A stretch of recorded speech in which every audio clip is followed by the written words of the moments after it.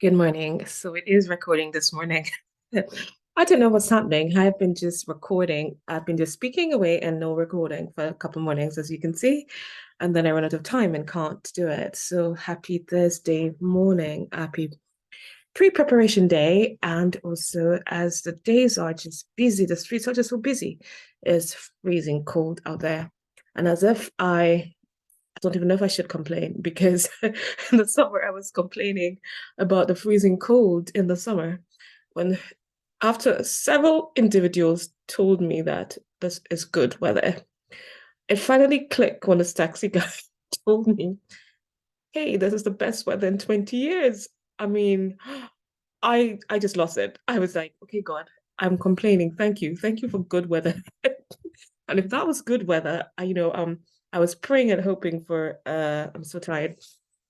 I was praying and hoping for a quiet, no, a warm winter. And of course, if we're just in December and it's so frigid, even some days ago, London, I guess, beat us. So I'm going to be grateful. And my friend in Canada told me that she was in minus 35 where she was located. So let me be grateful for what I'm experiencing. It doesn't help the situation. It's just freezing cold. And yeah, I was talking to my energy company yesterday, and I mean, they told me one thing, and when I look at the bill, I see something different. I need to give them another call. It's just crazy. They just rip you off, It's just so amazingly crazy. So, who won't be moving with that one? So I'm gonna try somebody else. Like, too loyal to BG.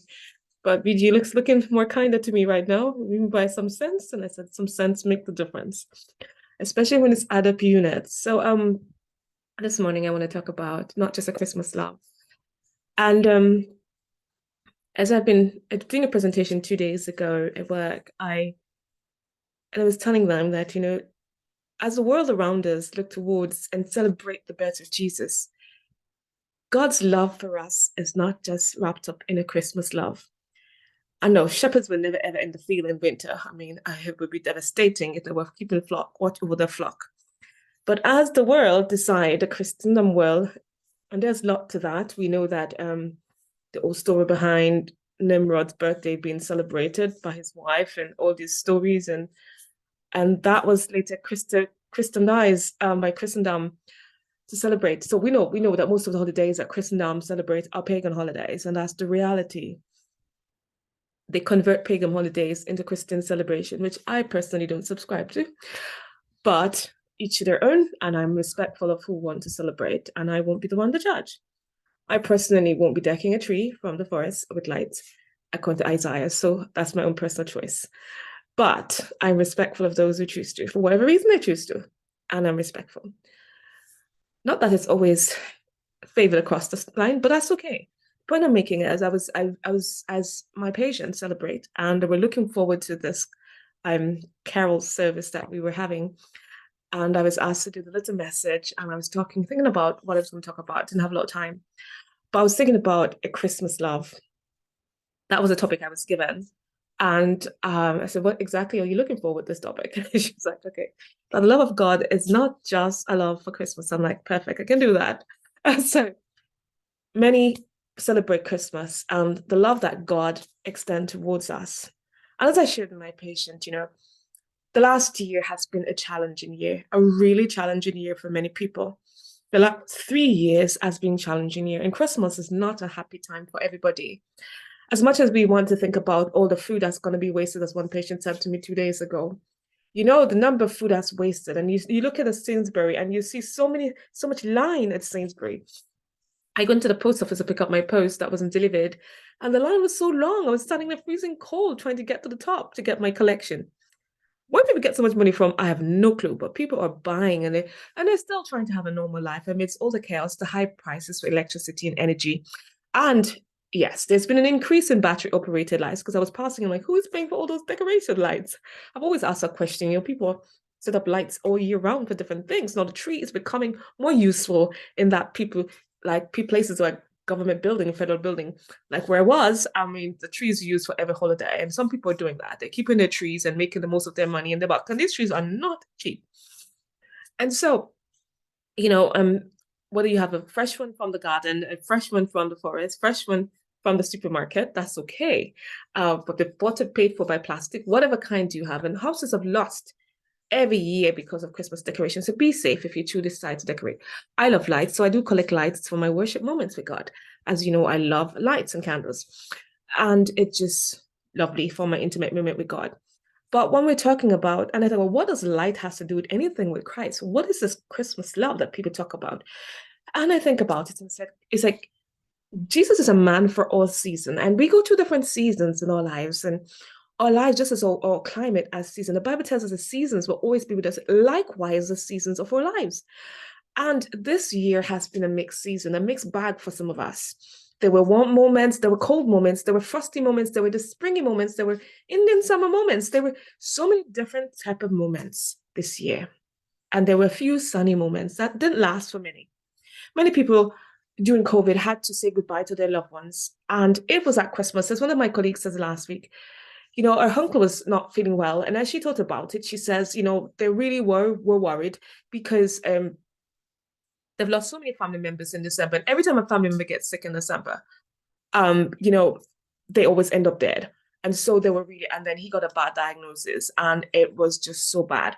So I just want to remind us this morning that whatever your situation, whether you had a little C, what the world called big C, a diagnosis, or you have grief or losses for your parents or your children, whatever your losses this year, I know it's not a happy season.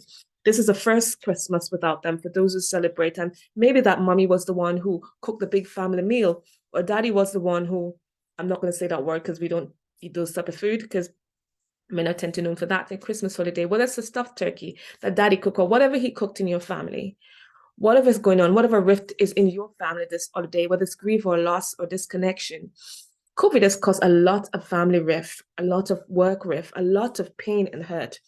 And this holiday, many people are looking forward because they can go even out more than they did last holiday. Last holiday was the first holiday many families met together and had a meal. And whether you celebrate Kwanzaa or you celebrate Christmas or whatever you celebrate, just the gathering together of the family, which I like the end of the year. As one person said, that's the time of the year all members of the family are off. Me and my family, we don't celebrate, but we love to dress up. So for every opportunity to dress up and have a meal together, it's an amazing time.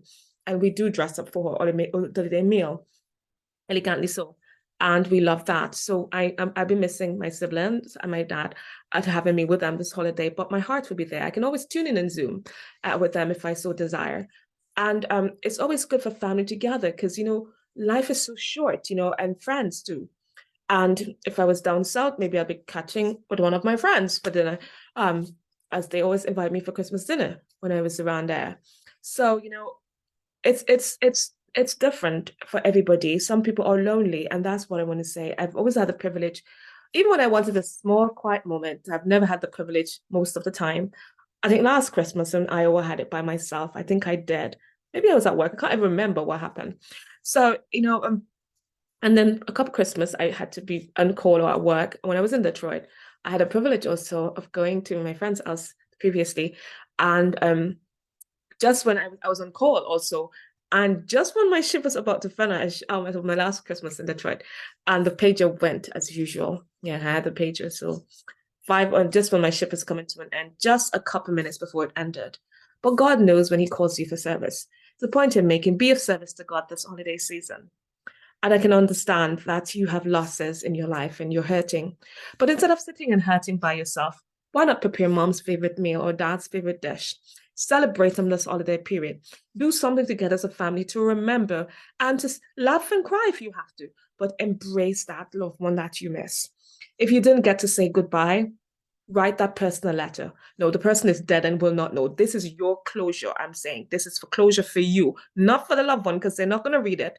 If you tell them a million goodbyes, they're not going to get it because they're dead, dead, dead, according to the Bible and scripture. So what I'm saying is to get your own closure, celebrate them. Their memory lives on in you. I can't tell you how many things of my mom coming out to me. Sometimes I look in the mirror, I look like her. Sometimes I don't.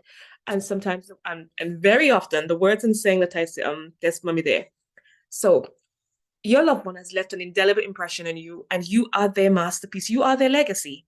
So they'll live out in you. So I invite you this holiday period, while you grieve the loss of your loved one, especially if you've just funeralized them, And I've had friends who have funeralized one recently, two in 1 week, and one waiting to funeralize their sister. And it's hard, the wait, and some waiting to funeralize their children. And it's hard. It's a hard, long wait. But I want to remember, while you grieve, while you don't isolate yourself, because that's what the enemy wants. He wants you to go into depression. And I know you need time alone to grieve, but we all grieve differently. But recognize what is the plan of the enemy and what is a plan of God for you. When God says don't forsake the gathering of brethren, it's because he understands the plan of the enemy and he understands what isolation does. Some of us love our company too much, and some of us just want to corner our covers and just be by ourselves and do absolutely nothing. But you know what? Those are the times when do we sit in the word and read the word? Sometimes no, we don't. We go over the TV and all YouTube, watch all sorts of rubbish, feed our minds, and sometimes it leaves us crying by ourselves. Whatever situation you're in this holiday period, just remember that there's some people who are hungry. One of my most memorable Christmas, as I've said a couple of mornings ago, was being in the dumps in Turks and Caicos Island, where I never forget that moment, and I will always share that moment because it left an indelible impression in my mind. Where instead of meeting with the diaspora, we went into the dumps and we had lunch and dinner with them. I never forget that moment. I'm looking forward to the 27th, where I'll be going with some other churches, St. Mary's Church, on the 27th to have a dinner for those who are less fortunate and to help serve and care for them. I look forward to those things for the holiday period, to put a smile on somebody else's face. I look forward to the day when church will go back to bringing relief and true Sabbath rest to people in need. Where Sabbath is not just to be in church and stuff ourselves and sit and chat and ask what's on for AY and what's for Bible study, but where we take the afternoons to go out into our communities and to bring rest and relief to those who are hurting, because that's what Jesus did. He went to the synagogues in the mornings, and in the afternoon, he went about relieving. Contrary to what the Jews think at this time, oh, you're breaking the Sabbath by healing people. Jesus brought rest, true rest to people. For this holiday period, just remember, don't just stuff your face because there's food on the table. Don't just put food in the waste bin. Put them in the fridge for crying out loud. Do not just waste stuff. If you choose to have a turkey or whatever meat you choose to have, if you choose to have those, put them in the fridge. You can make soup out of some things. Do not waste. Take a meal to your neighbor who is old. Invite them over to your dinner table. Go bring relief to someone. Don't just stuff your face and let your children waste. How many toys does your kids say? Mommy had taught me that important lesson. How many toys can you play with? How many dolls can you play with? How many clips can you put in your hair in one go? Yes, there are different shades and hues of colors. And that's all brilliant. I never had that privilege to keep all those colors because there's always somebody else who didn't have. And I value those cherished learned lessons from my great community Dorcas called Jennifer. Jenny B. Yes. She taught us some valuable lesson about caring for others. How do we care for others? By being selfless and giving our best. Those are valuable lessons I learned from my dear mommy. And I never missed a moment because now I cherish those moments. You learn to naturally look, okay, I'll have this one. And no matter how many stuff you have, okay, how many blouses can you wear? Oh, I did get 10 yards of white material, but yeah, that 10 yards is not for you. Okay, bring your blouse. Let me see how many blouses you have. That's good for the next school year. I'm not going to get 3 new blouses or 5 new blouses. No, you're not. You're only going to get 1 or 2 because those are still good. And tell you what are you going to do with the rest of the material? Oh, they're going to go to those who don't have any. Yes, invaluable lessons.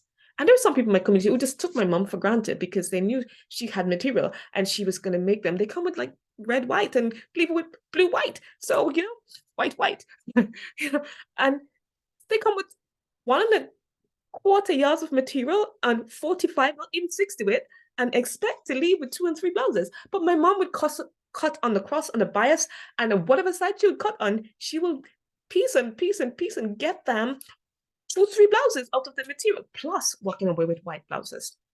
So this holiday season, the point I'm making is don't just clamor for yourself. Don't just accumulate all the toys for your children. Think about the person next door that your son say hi to or bye to or never say hello to. And they have nothing this holiday period. Now, I don't really normally, well, thanks to the nephew, I have to do something and give him something because he expects something. But I'm saying is, make it love, not just at Christmas. Because God's love for us is not just a holiday. I've been rambling on and on, right? God's love for us is not a holiday love.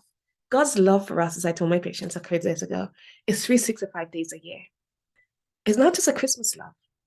Before the foundation of the earth, God sent his son to die for us. And if all we look forward to in December is to celebrate a birth of Christ, wasn't even in December. We'll celebrate their birthday months after. Nobody does. But if you choose to, fine. If you choose to celebrate,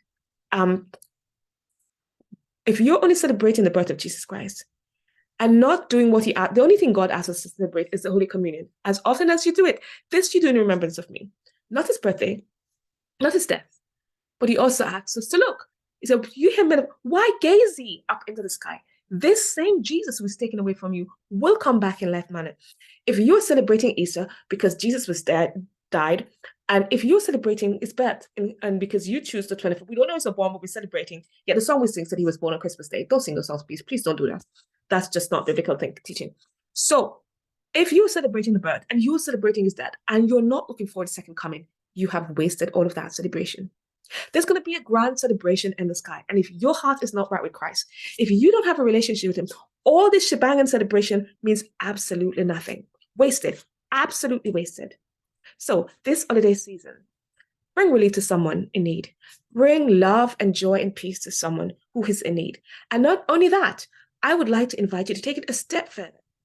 If you haven't making your choice for Jesus, tick yes to Jesus. Just say yes to Jesus. Find yourself a church this holiday season, not just a holiday, because some of you only go to church for weddings, funerals, and holiday period.